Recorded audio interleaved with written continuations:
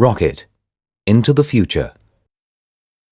Many people are familiar with the distinctive shape and bright yellow livery of Stephenson's rocket, not to mention her triumphant win at Rainhill. But what was it that made Rocket such an influence to succeeding generations of locomotive design ahead of her closest rivals?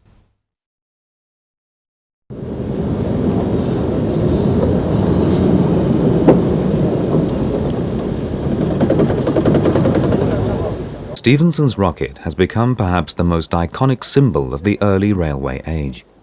A replica of the locomotive is seen here at Rothley on the Great Central Railway in 1991.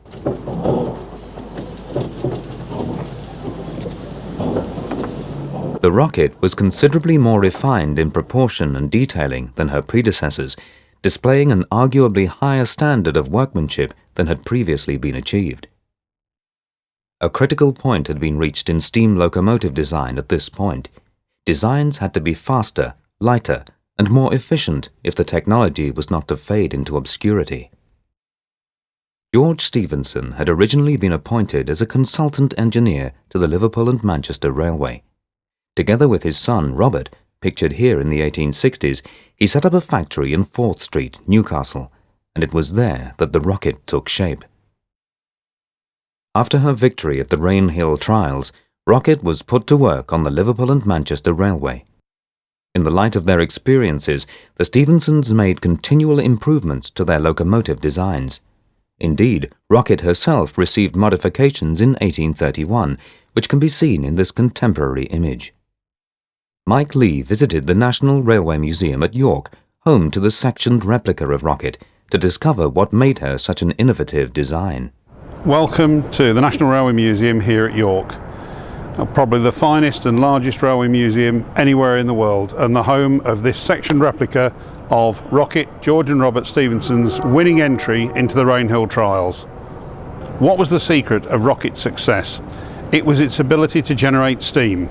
Stephenson and Booth of the Liverpool and Manchester Railway devised the multi-tubular boiler, with these fire tubes running through the boiler, taking the hot gases from the firebox through to the chimney, vastly increasing the heating surface and the ability of the engine to boil water and generate steam.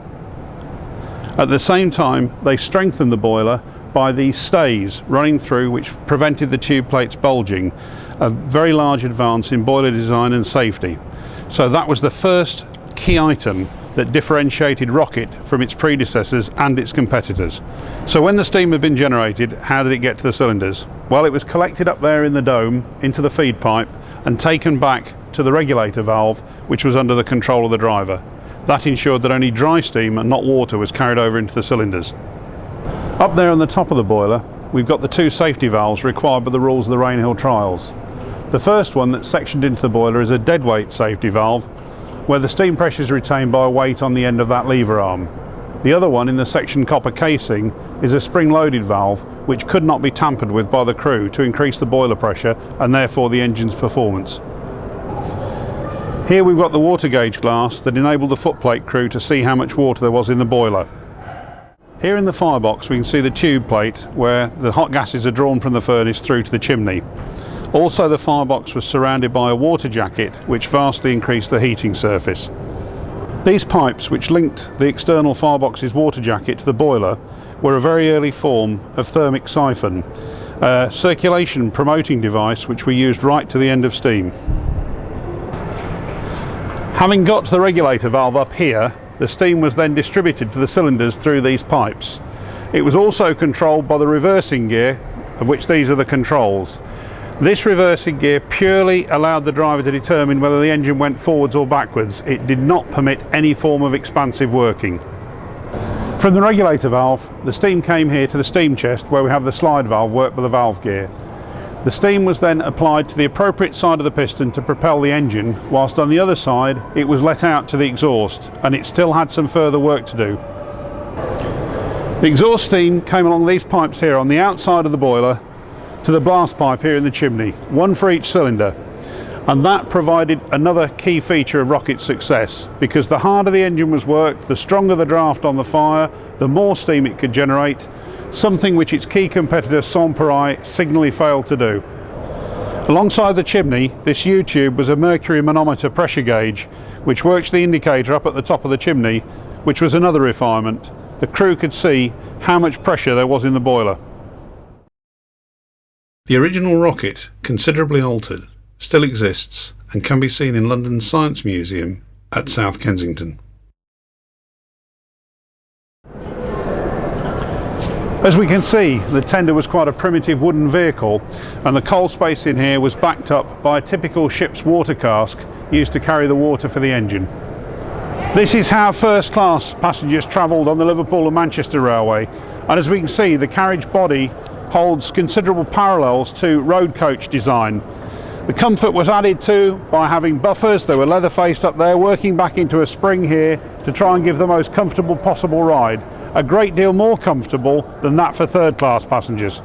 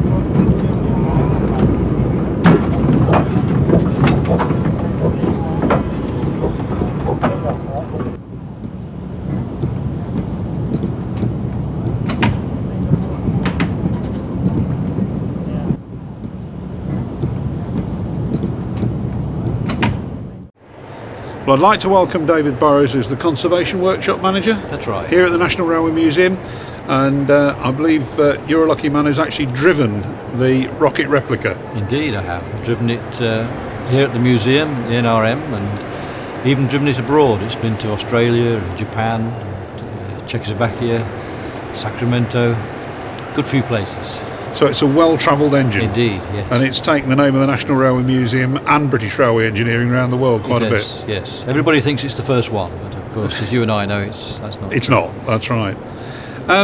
How does it feel to drive compared to a modern locomotive? Obviously it's smaller, but how does it perform? Well, you've got to take yourself back to 1829, and at that time it was the bee's knees. It was the best thing around, the latest technology, and it was the most powerful thing around then. But compared with today's locos, where you've got 2,500 horsepower, it's not that powerful. In fact, you could probably measure it in donkey power as opposed to horsepower. but it does pull a fair load, and it did pull a fair load at the time. It's quite powerful for its size. And what kind of speed can the engine get up to? Oh, it can do some fantastic speeds, 30 miles an hour, but it feels as if you're doing 300 miles an hour when you're standing on that open footplate. It's incredible. We did some trials at Llangollen with it, and we replicated the Rainhill trials, and we were doing some speed trials there, and it was really hairy. Brilliant fun, really nice fun. We were ripping through the tree canopy with this tall chimney that Rocket's got, and the noise was fantastic, and really had to hang on, and it was a real good thrill to drive. Sounds very dramatic, actually. It was very dramatic. Obviously, Rocket's very different from a modern engine. It's a short wheelbase, it's got the driving wheels at the front. How does it ride at the sort of speed you're talking about? Oh, it's not bad at all. People remark when they travel behind it how smooth it's running, but I think you can put that down to the modern rail, because in 1829 they had very short rails, 10 foot at the maximum, probably 3 foot fish-bellied rails for a lot of it, and so it was a very clunky sort of movement and very sound. Very lively. I would think. Quite lively. I think it jumped about quite a lot. Yes, on there. But a vast improvement in tearing about in a road coach. Indeed, the ruts in the road were terrible, and quite often in the winter time you just couldn't use coaches. You just couldn't get to your destination because of the mud and the ruts on the road. Yeah. So this was a real leap forward in transport technology. Indeed, yeah. Obviously the replicas look very like the original, because this one's sectioned, but I imagine in the construction of the working replica there had to be some changes for safety's sake, didn't there? Yeah, there are several changes with regard to health and safety. The main one is the boiler. The boiler now is made from steel as opposed to wrought iron that's riveted. The steel one is welded, of course. Right. We've got the modern day pressure gauge to replace the manometer, the mercury manometer, which is the thing that goes up the side of the chimney, which everybody asks about. Right. And there are a few other little bits and pieces, like the gauge glass on the side is a modern day gauge glass on the side. They used to use tricocks on the side. You could open the cocks on the side to see where the level of the steam was. Quite how they did that, because that was right on the outside of Rocket. They must have been quite an exciting procedure. Either long arms or very good with their feet, walking on top of the boiler. So apart from the modern safety requirements, the working replica is alike as it can be to the original. Yeah, of course I wasn't around when the original one was built, but I imagine that this is pretty much the same to drive as the original one. It's got the same idiosyncrasies. In actual fact, if you don't know how to drive it, unless you've had quite a few lessons on it, it would rather go backwards than forwards. In actual fact, you can do both at the same time if you're not if you're not careful. So it is a bit of a problem to drive. But even more so, it's a problem to stop. We do have brakes on the tender, emergency brakes, but the original didn't have any brakes. So we'd rely on the forward and reverse lever. So if we were going forward and we want to stop it, we drop it into reverse. The problem with that is if you're going too quick, the dog clutch won't go into reverse and you can't get it into reverse. So just when you want to stop, you can't. They were more concerned about going forward and getting there than stopping. Well, thank you very much, Dave. I think it's superb that not only we've got the original Rocket in the Science Museum, but we've got the working replica and this sectioned engine that lets people see what a marvellous piece of British engineering this was. And as an enthusiast myself, I'd like to say thank you very much for all the work that goes into presenting this to the public, not only in Britain but abroad. Thank you. Thank you very much. Rocket was by no means, however, the only design to be put forward for the consideration of the Liverpool and Manchester directors. Some examples were more of a challenge to Rocket than others. Cycloped, pictured here, was perhaps the most bizarre entrant to the Rainhill trials, utilising horse rather than steam power. Novelty, the brainchild of John Ericsson, was Sweden's entrant to the trials. The locomotive began quite successfully, but as modern restages of the trials have discovered, suffered from acute problems with clinker forming in the grate. Perhaps the greatest rival to Rocket was Sans-Pareil, a replica of which resides here at the Locomotion Museum at Shildon. Hackworth was a brilliant engineer who built his locomotive in his spare moments by candlelight. Mike Lee takes us round the locomotive at the museum. This is the footplate of Sans-Pareil, and somewhat surprising to some people, this is actually the front of this engine because it's got a return flue boiler. And the driver stood up here in splendid isolation because the fireman had to be at the other end near the firebox. Either side of the footplate you can see the two cylinders which drive vertically down onto the cranked axle, and we've also got the valve gear controls and the regulator, and the two rods in the centre come from the eccentric on the driven axle and power the valve gear. Below that, adjacent to the footplate, you've got the drive to the water pump, which of course was the only means of putting water in the boiler, and the pump itself is underneath the footplating. Right up at the top is the warning bell, which had been used to get people off the track, and of course that was necessary because the steam whistle hadn't yet been invented. Going down from the water pump here, on the axle you've got the eccentrics which drive the valve gear, and another important thing to note is that this locomotive had springs. Unlike locomotion, part of the specification for the Rainhill trials was that engines should be sprung. The drive from the cylinders came down through slide bars and a crosshead down onto the axle, and this engine was a 4-coupled engine, unlike Rocket which was 2-coupled. On top of the boiler we can see Hackworth's patent invention, the spring-loaded safety valve, as opposed to a deadweight valve. This engine had 2 safety valves, and the insistence was that the crew should not be able to tamper with one of them. That was often done to increase the boiler pressure and the power of the engine, and unfortunately often had disastrous consequences. Up here we've got the deadweight safety valve. That's the kind that was commonly abused by footplate crews to increase the pressure and get more work out of the engine, but at risk of an explosion. The replica has a modern pressure gauge and a water gauge, unlike the tricox of the original engine, which can still be seen here on the backplate. This end of the engine we have the firebox. Below it the ashpan door, the damper, and above it here the fire door, which wasn't so easy to open with the fire grate inside. The specification for Rainhill required that the engine consume its own smoke. That was actually done by burning coke. And the return flue meant that the chimney was at the same end of the engine as the firebox. Return flue boilers needed a strong draft in order to generate enough steam. So the exhaust was taken from the cylinders through the green pipe running across the top of the engine to the chimney, where there was a blast pipe to create a forced draft on the fire. Indeed, the engine had such a strong blast that fire was often thrown from the chimney. In here we have the coal space, and that's where the fireman rode, completely different position from the driver.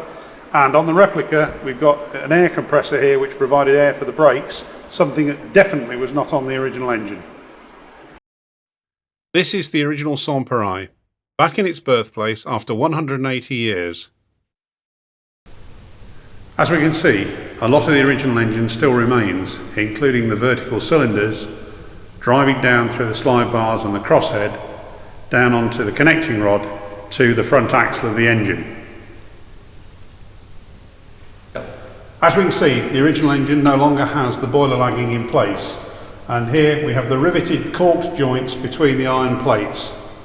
You certainly would not be allowed to make a boiler like this nowadays. Sans-Pareil and Rocket attended the Bowes Railway celebration in 1992.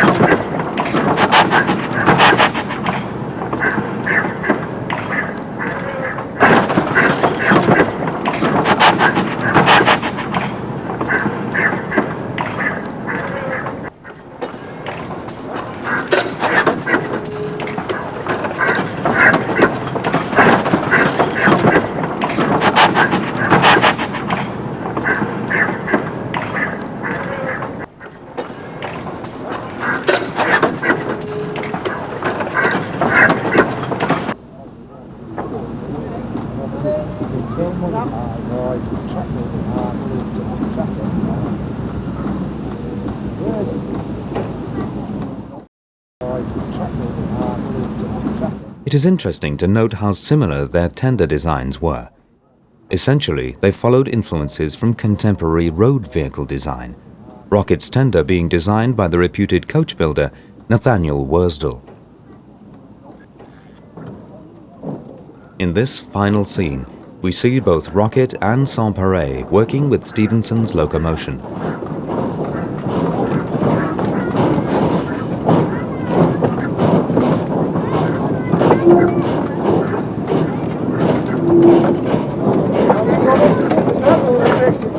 A direct comparison reveals the astonishing speed of locomotive development. The Rocket was truly taking steam into the future.